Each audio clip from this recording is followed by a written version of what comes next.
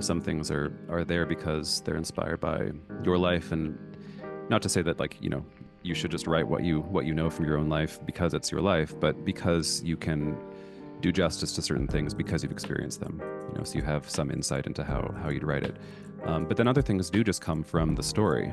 Sometimes you are like in a way thinking about this thematically is interesting because I don't really write in terms of themes first and foremost. I think that it's mostly about character and story and the tone and the style, and then I find out afterwards, okay, so what themes what are the themes of this book, because they all kind of emerge downstream from those other things.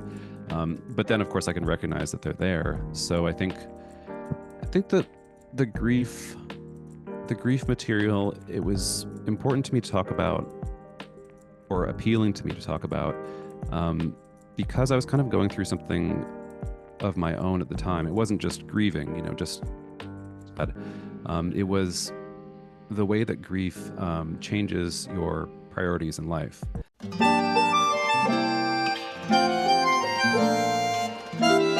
Here we are with Scott Alexander Award.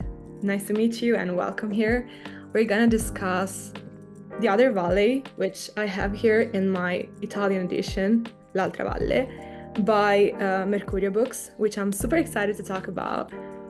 So Scott, if you could just like introduce us to the book a little bit so whoever hasn't read it can know something about it, just to start. Yeah, thanks for having me on. So it's this book I would describe as sort of literary speculative fiction, or speculative literary fiction. It is about a small town that is physically neighbored by its own past and future. So that means that if you were to walk across the mountains to the west, the same town appears, but it's 20 years in the past. If you go across the mountains to the east, the same town again, but it's 20 years into the future. And this goes on presumably forever in both directions.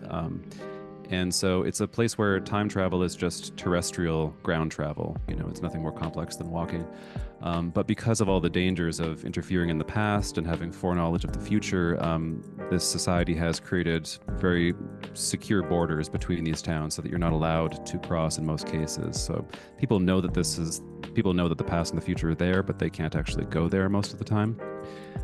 The one exception is if you're dealing with loss of some kind. So if you are grieving somebody, you can petition for special permission to go back to the town where your lost loved one is still alive, 20 years in the past. And likewise, if say you have a terminal disease and you want to see, your grandchild before you die, and see how they turned out, you can petition and ask to go to the future. And so when you go there, you have to wear a mask. It's kept anonymous. You're under armed guard, but you are allowed to just sort of stand there for a while and watch them and look at them. And some people find this consoling. And the story of The Other Valley is, it focuses on a teenage girl named Odile who is standing outside of her school one day when she sees some of these visitors wearing masks from the future. But against protocol and sort of against rules, she recognizes exactly who they are. And this allows her to infer which of her classmates must be about to die. And instead of, avoiding this student, she kind of draws closer to him, and it ends up being advantageous to her sort of career to have this foreknowledge, but it also creates this emotional and moral dilemma that sort of follows her through her adulthood until she's tempted to go back and change the decision that she made. Because she's, in the present, she's not allowed to tell him that he's going to die, but she knows that he will. So that's kind of where the story takes off from. So I was wondering if you could tell us how that idea came up to you, like how you decided to create the world in the book, and how, like, especially the idea of the 20 years in the future and the 20 years in the past. Also because I think if that's correct, if you like skip 2 valleys, you're gonna go for like 40 years in the future, and that's all. Yeah. How did you come up with it? So the initial idea came almost exactly 10 years ago. I didn't do anything with it for a long time. So I had the idea way before I wrote a book. I was still an academic philosopher at the time, and I didn't have time. So I just wrote it down and then returned to it later on. I had that idea a few days before a friend of mine passed away. She was in hospice care for cancer. There was nothing else she could do. And everybody was trying to get their last visit in with her before she died. and most of us didn't end up getting to see her again because it moved. So I think that in retrospect, the reason that this idea popped into my head when it did had to do with this sort of, this theme of visitation and grief was probably very much on the mind. Weirdly, I didn't really realize that for years. I thought it was an unrelated thought. I was just like, oh, this is an interesting time travel premise. Because the idea of this allowing visitation for grief and mourning was always baked into it. The very first paragraph I ever wrote about this had to do with that. As for the 20-year interval, yeah, that wasn't there at the very start. I was like, there's going to be some kind of precise time intervals, but I didn't know how long it should be. And I forget how many times I changed that. I think sometimes it was 15 years, sometimes it was 10 years. And then I thought I wanted it to be a substantial enough time that it was meaningful, people get an invitation to a high school reunion sometimes for 10 years. And I always think that's too soon, nobody's substantial enough to make it worthwhile. So I wanted it to be a little bit longer than just 10 years. But then 30 years is maybe too much, and you're so distant from the person that you were and the people that you knew then that maybe nobody would actually be interested in going. So I wanted it to be something that was kind of the right distance away in terms of the emotionality of it, I guess. So yeah, that was kind of the basic thing. It sort of came in a flash during a pretty difficult time in my life, and then I worked out the details kind of as I went along. And since we're already talking about the world building and so on, I wanted to ask also about the rest of the world. I don't know if it's something that someone has already asked you, but while I was reading it, I was wondering, so is it only, so basically for whoever hasn't read the book, there is the main valley with the city or town where Odile lives. Then there's the other valleys which are 20 years on and 20 years in the past. But I was wondering, is there nothing else in this world that you imagined? You could only go to another valley, but no other cities, no other, what I mean? So can you tell us a little bit about that? Yeah, I mean, it's there's a big question. I do get asked about what's to the north and the south, because the entire thing is predicated on this east-west, sequence that goes on forever, at least as far as the people in this book know. And I do get asked about the north and the south, and there have been times, when I was writing it, I remember there was a version where the town actually commissioned sort of rangers to go and explore, and I've thought about maybe revisiting that if I ever return to this world, but right now I'm pretty content with having it be sort of circumscribed. I like to sort of tell the story in a way that everybody's wondering this, but I don't give an answer to it. And that's maybe my own, as a reader, I kind of like that. I like when a book, I don't know, when there's kind of a curtain around it so that you are always wondering what happens later, what happens after, what happens elsewhere, but you aren't told. And maybe maybe that would frustrate some readers. But for me, I like that itch to know more. As long as the story that you're telling within those curtains, on the stage that you're provided, as long as that is actually a satisfying story, I kind of like it when the perimeter has this kind of cloud of unknown around it. No, don't get me wrong, I like that. I just couldn't help but ask you. I had to. Oh yeah, no, it's a natural question. I've also wondered it. Yeah. Also, I feel this book as puts a lot of doubts into your head, so you kind of have to wonder a bit. So yeah, since the story it's focused on Odile's story, basically all her life, more or less, I wanted to focus a little bit on her, since she's also the main character, and I feel Odile's a very real character, if you know what I mean. I felt everything that she goes through or feels, despite the fact that this is a non-real world or whatever, her feelings are very real and can be compared to what we feel in everyday life, So how did you come up with the characterization that you gave her? And also I was wondering if she maybe could be the inspiration for her could come from the real life, someone someone you met or whatever. To address the first part of what you're saying, I think that it was really important to me from the start to make sure that even though it was a speculative world, that the people in it were real and believable, and that their psychology was not going to be too different from our psychology. And I remember playing with the idea that for them, grief might be a very different feeling because there's always this, just over yonder. And then I thought, I prefer it that they pretty much just are us, but just in a different situation. So it was very important to me that she react as a normal teenager, and then later in the book as a normal 36-year-old, rather than the people in the book being kind of alien psychologically. So I'm glad that it came across that way. I think that the inspiration for Odile, it's funny, like, you're always stealing from real life. You're always taking bits and pieces of people that you know. All of the characters in the book, I can kind of go through and identify, and I have done this a little bit with some friends and said, like, oh yeah, this gesture, this like laugh that Edme does on this page, that's just stolen from you. I took that's your laugh. And it's not to say that Edme is that person in any other way, but sometimes if you find a gesture that somebody makes or just some particular little quirk of theirs, you can actually kind of build a lot of a character around that. Just remove it from the context of one person's psychology and plunk it into a different context and see how it defines them.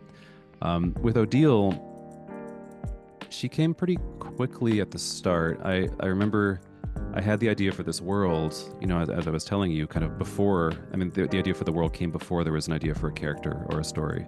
I knew that the character would have to be going through some kind of grief, to make it thematically coherent with the world that I had built, but I didn't know much about her otherwise. And I remember kind of writing these little vignettes. So I'd sort of start out and be like, okay, I have an idea for this world. Let me just write for 500 words and create a character and see what they're up to. And I felt like I was like a bird watcher, just sort of hiding in the bushes and looking at somebody's life for a bit and thinking, is this maybe a protagonist? And it was only a few of these in before I saw Odile, and she was based on somebody that I had known when I was a kid, so much younger than the Odile in the book.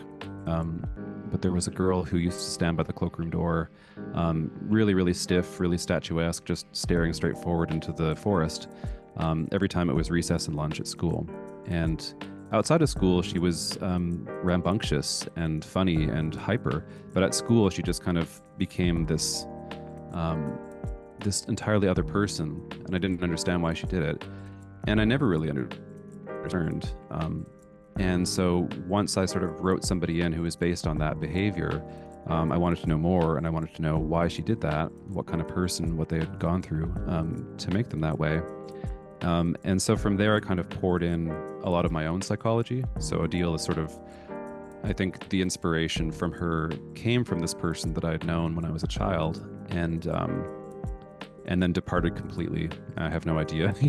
There's no further relationship between her and this person, but it's a version of myself with a lot of the psychology sort of dialed up, because it's fiction, and so you sort of want to see somebody who's a little bit more extreme. And so I'm not shy to the same mortifying degree that she is, but I still am fairly shy, and so I just sort of in some ways, like Edme and Alan are also based on parts of myself, but they're this irreverent part of me that I completely withheld from Odile, and Odile is sort of like one half of myself.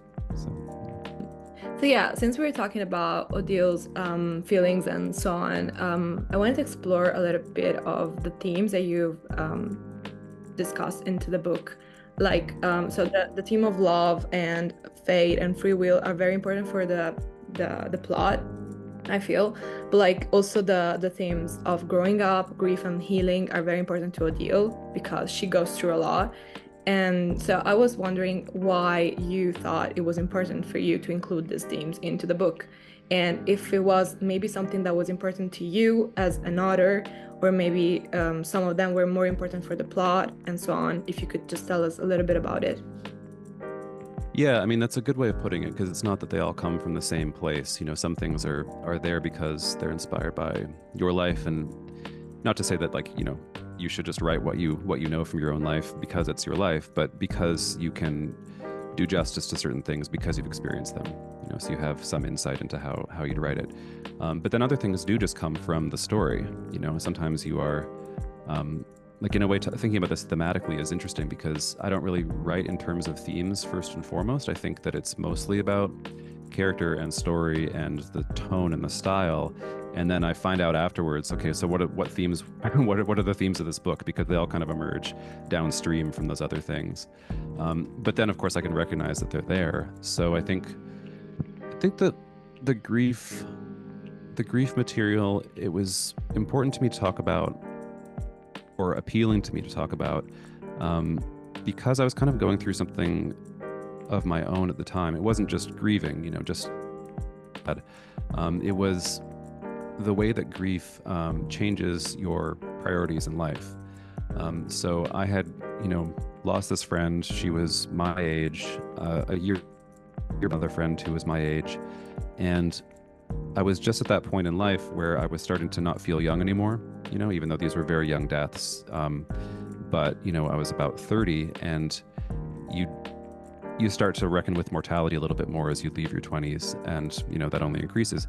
And so out of a career path that I was just sort of doing out of inertia, and because I put a lot of time into it, I was like, well, I can't leave academia because I've spent my whole 20s in academia. What a waste that would be. And then my friend started to die at my age, and I thought, this is sort of a selfish reflection, but I was like, if that happened to me, I would be so unhappy that I had just stuck it out in this field that I'm not really happy in anymore. I think it just kind of made me realize how little time we, and so for me, writing this book was an act of, like, I was acting on that kind of grief. I was thinking, well, I need to change my life. And I think that the reason that Odile also responds, drastically to her experience of grief in the novel is because I was going through that, as well. And the irony is that for me, I think that thing, like, I'm happy that I just academia and to pivot into fiction. Whereas for Odile, most readers at least find her, what she does after Edme dies, which is not a spoiler, I think it's inevitable that he dies. They find what she does to be quite alarming and quite a tragedy, and that does sort of set up the climax of the book. So, I wrote this book, and kind of inverted the valences, I guess, or inverted the value of reacting drastically to the experience of grief. And I'm not really sure why I did that. I guess it just made sense for the story. Yeah, no, I was like, while I was reading it, I was very sad, kinda, because, like, she could have had everything if she just, like, stuck to the program, So after she completely, like, rejects it and starts doing something else completely, like, that she have never thought about doing, I felt like a little bit I agreed with her mother, but, like, at the same time, I was like, I mean, maybe that's what's right for her to do at this time of her life. And that's also, like, linked to the fact that I was feeling like in this world building and these rules that they have in the valley, there is just one path that you could take, and after you choose your path, you cannot change anymore. I was trying to, like, empathize with her, and I was wondering, like, how she felt when she decided to do something drastically that made her, like, stuck there forever. So yeah. Yeah, I think that, so what happens so if you haven't read the book, the structure of it is that it's two halves. The first half, she's 16, and the second half, we jump forward to her being 36, which is, I guess it's a mild spoiler, but I'm okay talking about it. We're going to talk about the ending of the book too. But it is a little bit alarming when you first reach that middle part and realize, like, oh, a lot of time has gone by. And so what I've done there is I skip over her choice. When we leave her as a teenager, she's just reacting to the initial discovery of that Edme has in fact died. And then when we go 20 years in the future, she recollects the period of time when she made this choice, but I don't actually stage it. I don't dramatize it the way that, I dramatize the earlier scenes. And so we are left to kind of speculate as to her state of mind, since I don't go into it deeply. And I think that the way I saw it is that she's guilty that she didn't, warn him. She was starting to plan to, and then she'd made a mistake, and it happened too quickly. And I think that her main sort of emotional reaction is to sort of punish herself and to do this thing that is, the line of work that she gets into is very dangerous for a woman, and it's like, very brutal even if you're a man. It's a hard life. And so I think that she was sort of self-flagellating, and this was a kind of like penance that she was doing. But unfortunately, it does lock her into that life forever. It's not like she can just punish herself for a year and then go on to something else. So. Yeah. And like, I was wondering if you could just like leave your job and go be a barman or something. Like, what I was. Yeah, I know. I leave that a little bit vague in the book, but Alon does say at one point when they meet up as adults, he says, like, I thought there's no retirement. Like it's maybe that's a little something I stole from Game of Thrones, where the the people on the wall, they're not allowed to leave the wall either until you retire. Yeah. So I wouldn't so some things happen in the book that we would normally call like plot twists, but I wouldn't call them that in this book particularly. I just would call them like revelations, like things that you explain throughout the book that were not known to the reader. And that makes everything like evolve and develop and so on. So I was wondering, how did you plan those revelations? Like how the pacing of the revelations, if maybe you were writing something and then suddenly you decided to change it, the revelation came to you as well, and so on. Like, how did you work on that?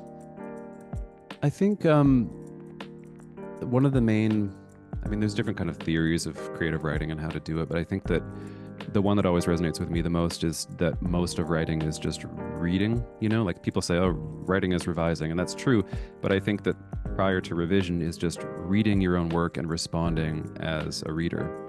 And so I would read obsessively what I had written and find, okay, well, here I'm sort of wanting more. Here I'm getting bored. Here I feel like something has to happen. And so I think a lot of the pacing came from just my own intuitive, impatient rereading of the story. I think that I'm fairly pleased with like the pace of the revelations, as you put it. I think that they kind of leak out in a good way. The world building is pretty patient. It's a little bit like, it's not like an info dump, but there's just a lot you have to do, and that was always hard to write at the start of the book, to make it feel natural and not artificial, but also get across a lot of information. So that was a challenge, but I think over time, it was mostly just a process of reading and reacting as a reader and feeling like, okay, here something has to occur. And if there's specific revelations, I can maybe address it in more detail, why that happened when it did. I don't want to spoil or anything. People will have to find out. But since we were already talking about the process of writing, let me just link to another question. So naturally, you would find some challenges while writing a book, as another job, I think. But like precisely writing this book, which is also your debut novel, right? So congratulations on that. I was wondering if you actually encountered any challenges, maybe some like passages that were harder than others to write, or maybe, I don't know, maybe even emotionally, I don't know. Yeah, I think, to answer the question, yes, a lot of challenges. I think that when I first wrote the book, to go back to what I was saying about sort of responding to it as a reader, I think as a reader, I really wanted Odile as an adult to just go back and change the past. As a reader, I had that like narrative hunger for that to occur, and for world to get more complicated because of that. And so the first draft, I remember writing Odile's adulthood, where she was essentially just kind of waiting around for 20 years until the time came that she could go back and intervene in what happened. Because you can't just go back any time. Like, when Odile is, 20 years old in her valley, Edme is only just being born. She has to wait for his life to unfold as well. And so there was this version of it that was just so flat and lifeless. Like the first half was good, and the second half she was just kind of waiting around to correct her mistake for 20 years, and there was nothing for her to do. And so I get by giving Odile the same desire that I had as a reader, it just didn't bring her to life. It didn't work. And so what fixed it was giving her the opposite desire that I had as a reader. As an adult, Odile is staunchly opposed to going back in time and fixing the past. She is resigned to it, at least on the surface. She says, like, it happened, it's over, I'm not going to change it, I don't want to change it. And there's other people in her life, like Alon, who come along and say, like, you should go do something. And she says, like, no, I refuse to. And by making her have the opposite belief and the opposite desire as I had for her, that kind of unlocked her and gave me the friction to sort of write her adulthood properly. Yeah, I mean, that's just to name one problem of a million problems. Like, it's a time travel book, and even though it has like this different kind of conceit, there's no time machine, it's all public knowledge, it's not like the usual treatment of time travel, but nonetheless, it has some of the same paradoxical issues that any time travel story that's interesting is going to encounter. Like time travel I feel like the narrative appeal of time travel is kind of like, it's all about trying to go back and change things in the past, or using some future knowledge to change the future, to change your present, which is to change someone else's past. So there's always this kind of meddling interference plot, and because of that, you're going to encounter some sort of like philosophical quandaries as to how it's even possible to change these things. Not physically, because that's just but logically, like doing it without contradiction. And so, without getting into all these details about it, I think that there were some times when I encountered, times when I felt like something was too confusing, and I really wanted it to be simpler. I really wanted things to read smoothly and have the focus be on emotions. And so I guess, like, dealing with time travel complications, one, just they're complex, and two, I didn't want them to be sort of like on display in the book. I wanted the feeling of the book to be the feeling of a kind of a coming of age romance, and also then sort of like the gritty sort of quasi thriller that it becomes. But I didn't ever want it to be like a really heavy duty, hard sci-fi kind of novel. And so trying to convey time travel stuff without getting too into that, and not cheating, that was a tough balancing act. Yeah. So I have a question, but like, it's very improvised, so bear with me. And this might also be a spoiler, so for everyone, this is a spoiler. Might be, I don't know.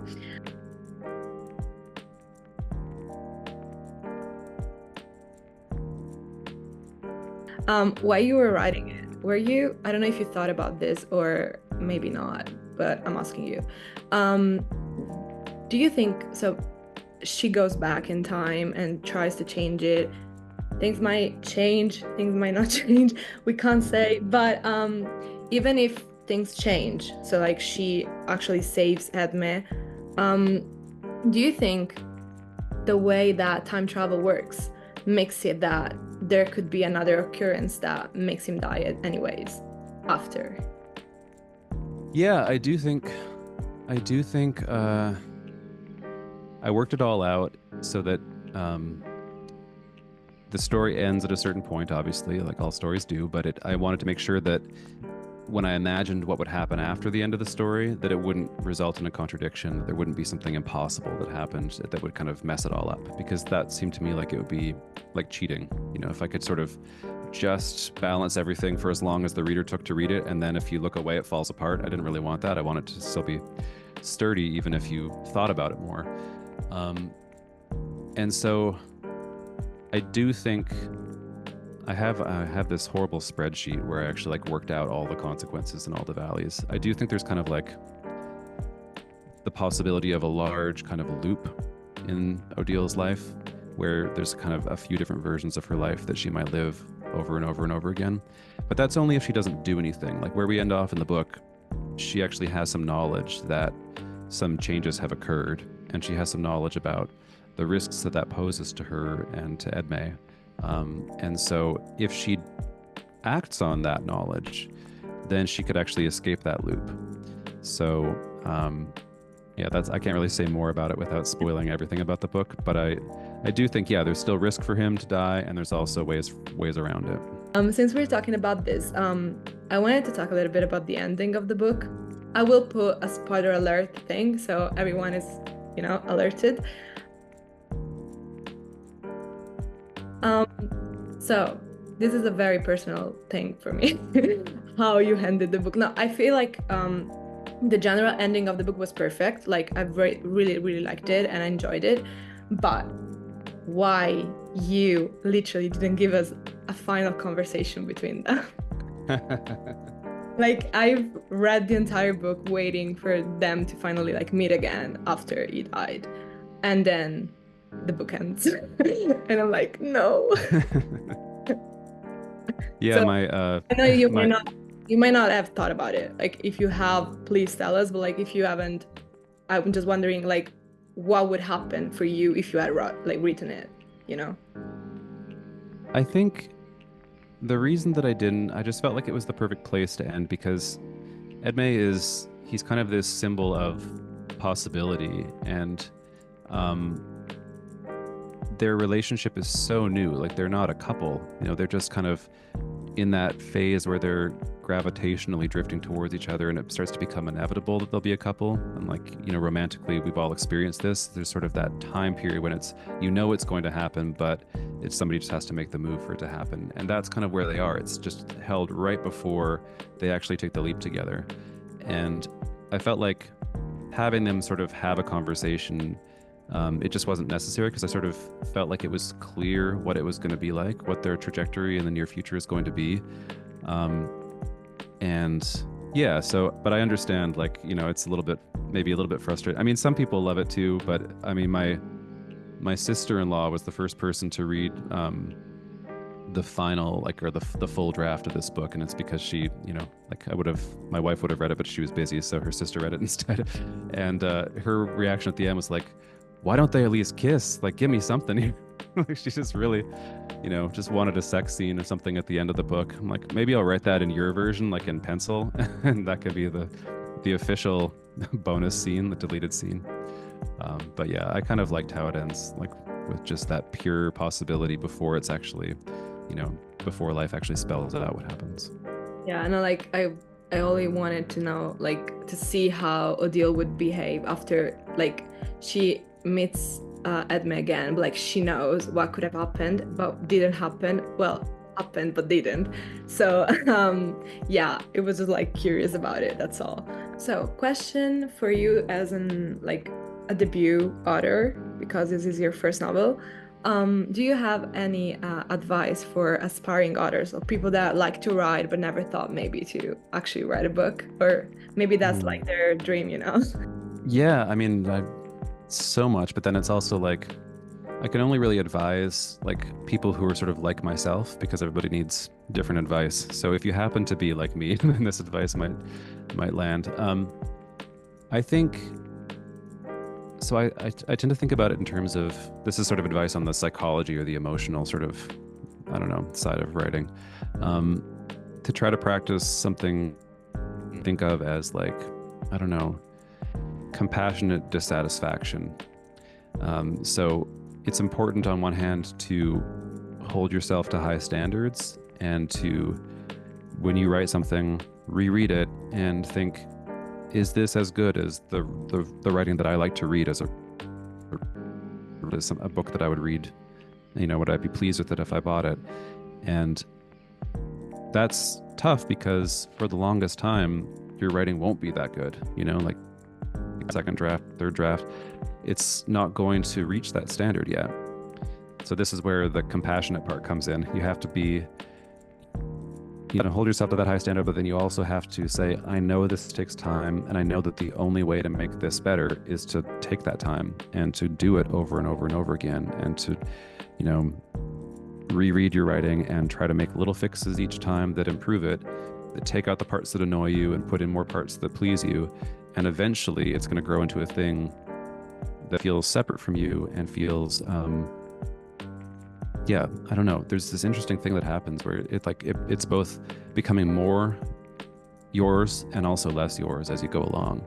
You know, like it's more yours because you're using your taste to refine it the entire time. Like that's the only thing happening. But at the same time, it changes so much from the thing that you would have just sat down and clunked out on the first draft, like spontaneously. It does end up feeling like a very different creature than yourself. So yeah, that's kind of the hardest thing about writing, I find, is toggling back and forth between those high standards that you have to hold yourself to, and also the patience and the kindness that you have to practice towards yourself, to not be sunk by those high standards and just feel defeated by them. So that's my advice, and I don't know, if that resonates with anybody other than people with my particular insecurities, but that's kind of how I think about it. I think a lot of people like have to deal with that. So yeah, I think that's useful. So you said you had the idea for the world, like the valleys, 10 years ago. But like, how long did it actually take you to write the book? I think I tend to say like 3 years, 3.5 years, I'd say. And it's different. I didn't check the clock, and then 3.5 years later, I stopped and said, I'm done. It's like very interrupted. Like I moved house like 5 times during the time that I wrote this book. It was stupid, like how many times we moved. And so a lot of it was really kind of jumbled up, and I wrote it in public libraries because we didn't ever have like a stable like home office or something like that. But I think that if I sort of think about the real time span, I would say like sort of 3.5 years of concentrated work. And then, it was finished several years ago now because publishing takes so long. So, the book was bought in 2022, in the spring of 2022, and didn't come out till, the early spring of 2024. So you do have to sort of sit around and wait once your book is actually accepted, at least if you go the traditional publishing route. Unless you're Mercurio, because Mercurio moved very fast. So like, I'm talking about the English version, but yeah, Mercurio, they bought it in like last December, and it was already out, in April or whatever. So it just happened to fill a need for in their list at the right time. So I was lucky. Yeah, no, like I bought the book in May because it was at we have like a big book fair in Turin here in Italy. Right. And that's kind of like, I felt like that was like a debut for Mercurio as well. Yeah. Like a new publisher as well here. So I think I can say that they did a very, very good job with this book. The translation is fine. So that being said, I usually not read in Italian. I'm Italian, but like 90% of my shelves are like English books. I don't know why, but I tend to like prefer the original version of it. But like I wanted to give it a try just because I wanted to try Mercurio as like a publisher. And that this book was like the one that kind of like took my eye, So I got it. I read the plot. It was very interesting. So I was like, you know what? I'll buy. And funny thing, I was at the fair with a friend of mine, but we were not together inside of it. Like we were just wandering around, And then we met at the end of the day. We looked at each other and we bought the same book. It was very funny. That's great. Yeah, she read the book as well and she loved it. So I can't wait to tell her about this chat that we had. But yeah, I've seen a lot of reviews about the book as well, on blogs and on Goodreads as well. And I've seen that like a lot of people have loved it. So congratulations again. And I want to like congratulate also the translator, because I feel like when I read in Italian, which is not so often, I feel when the translation is not so good, you know what I mean?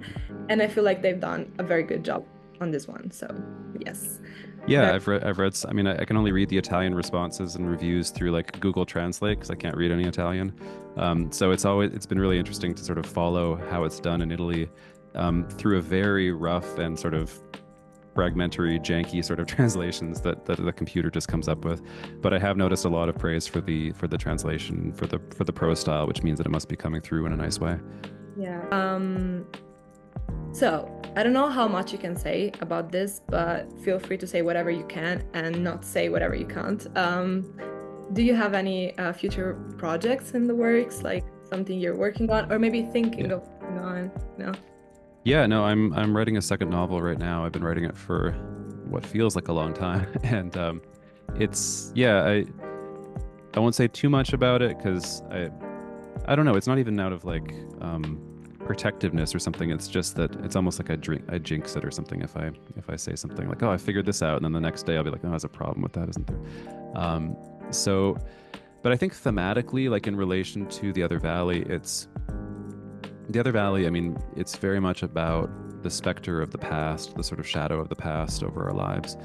And I feel like more and more this book is becoming, the second book is becoming, it's about the present, but it's a lot of it is a kind of about the fear of the future, and fear of climate breakdown in specific, but not in kind of a vast, like dystopian, apocalyptic kind of register. I think it's much more like it's a sort of a tender family story. It's very small. But yeah, it's kind of about this like gnawing fear of the future and of how you structure your life when you don't have a lot of hope for the future. How we still find meaning and figure out how to go on when we think about it too much. It does seem like that is hard to actually do. So obviously I'm writing about that because it concerns me as a person. But yeah, it's kind of that's what it's about. It's a sort of a non-apocalyptic, non-sci-fi climate novel. Okay, that's interesting. We'll be seated and reading it. Um, so I don't know if you are one of those authors that read reviews, but you said that you've read a few like of the Italian ones translated. Uh, Yeah. so I assume you read sometimes some reviews. So if you've read them, and do you remember any, like this is a question that I love to do because I had a lot of fun with other authors talking about this.